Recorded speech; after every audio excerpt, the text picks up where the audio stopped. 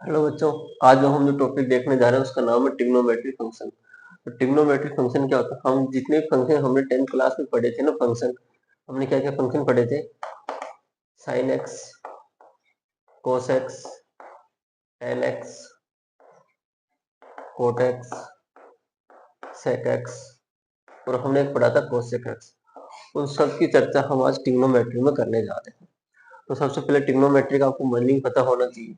अगर हम इसके मीनिंग की बात करें तो ट्रिग्नो से हमें पता चलेगा ट्राई, और मेट्री का मतलब होता है मेजरमेंट करना, मेजरमेंट। ठीक है, अगर हम साइड को मेजरमेंट करते हैं उसको हम कहते हैं ट्रिग्नोमेट्री। तो ट्रिग्नोमेट्री कुछ वो है इसकी शब्दावलियां हैं जिनको हमें समझना चाहिए। तो हम बात करते हैं सबसे पहले इनिशियल पॉइंट की बात क्या होती है। तो इनिशियल पॉइंट होता है ओरिजिनल रे, इसको हम डायग्राम से समझते हैं। जैसे कि ये है, यहाँ से एक रे निकली और ये गई, ये एक फिक्स्ड रे है, इसको हम कहेंगे इनिशियल पॉइंट। इसको हम क्या कहेंगे? Initial point. एक दूसरी रे लेते हैं जैसे ये ली, और इस रे को हम अपने अकॉर्डिंग रोटेट कर सकते हैं। यूं भी रोटेट कर सकते हैं, और चाहे तो इसको हम आगे भी रोटेट कर सकते हैं। ये रे यहाँ भी आ सकती है। तो इस रो को हम यहाँ रखा और इसको यूं रोटेट कर सकते हैं। जो रो रोटेट हो रही है, जिस जगह से रोटेट हो रही है, इस पॉइंट को तो हम कहेंगे वर्टेक्स। और जो रो रोटेट हो रही है वो हमारी होती है टर्मिनल पॉइंट। तो हम बात करें टर्मिनल रे होती है। पॉइंट की बात ये करें, जैसे कोई भी रे है, इसको हमने फिक्स पॉइंट कर दिया कि हाँ, इसको रोटेट करके और यहाँ हमने छोड़ दिया। तो ये तो हो गई हमारी इनिशियल, और ये जो पॉइंट है ना हमारा, ये हो जाएगी हमारी टर्मिनल रे या टर्मिनल पॉइंट। और जहां से रोटेशन हो रहा था उसको हम बोलेंगे वर्टेक्स। तो ये आपको समझ आ? हाँ, इस रो को, इस हम लाइन को दो तरीके से रोटेट कर सकते हैं, एक एंटी क्लॉकवाइज, एक क्लॉकवाइज। अगर आप छोटी क्लास में पढ़ा होगा, ये एंगल जैसे मेजर करते हैं, जैसे एंगल आ रहा है लगभग 45 डिग्री, तो हम इसको एंटी क्लॉकवाइज अगर मेजर करेंगे तो हमारा एंगल आएंगे पॉजिटिव डायरेक्शन में।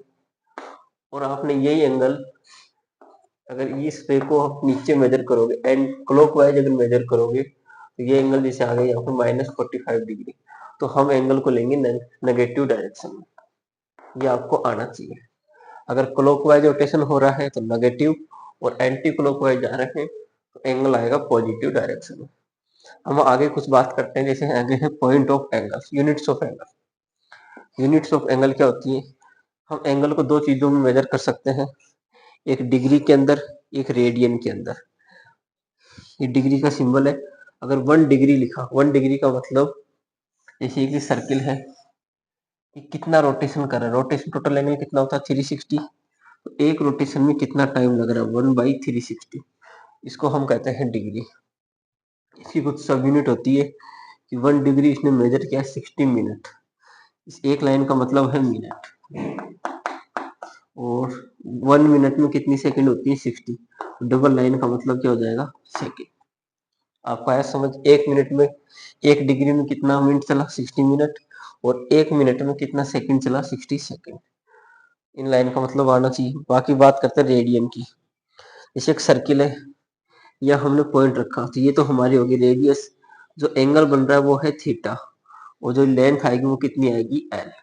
तो ऐसे फॉर्मूला निकल के आता है आर थीटा इक्वल एल। अगर आपको याद हो तो आपने 10th क्लास में तब एरिया ऑफ सर्किल निकालते हैं सेक्टर का, और सरकमफ्रेंस की लेंथ निकालते हैं, तो आपने पढ़ा होगा।